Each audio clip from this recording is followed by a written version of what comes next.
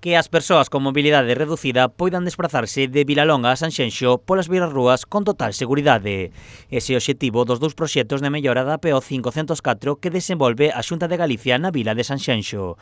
Ambas intervencións terán un custo de 1,2 millóns de euros. Dúas novas actuacións que teñen dous obxectivos principais, mellora de seguridade viaria nas estradas autonómicas e tamén mellora de accesibilidade peonil, facilitar os desplazamentos a pé.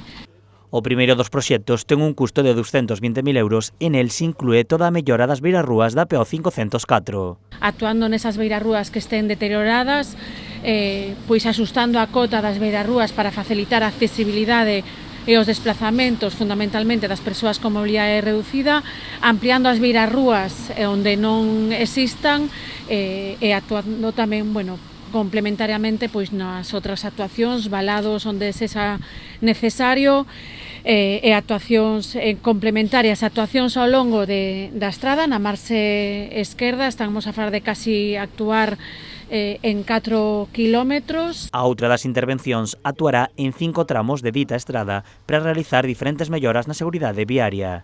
A principal será a construción dunha rotonda na zona da Bichona.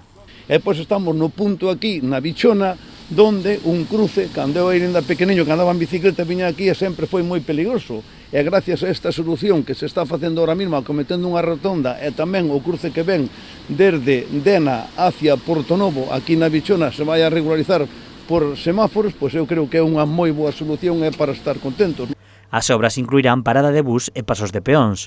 A previsión é que se rematen antes do verán.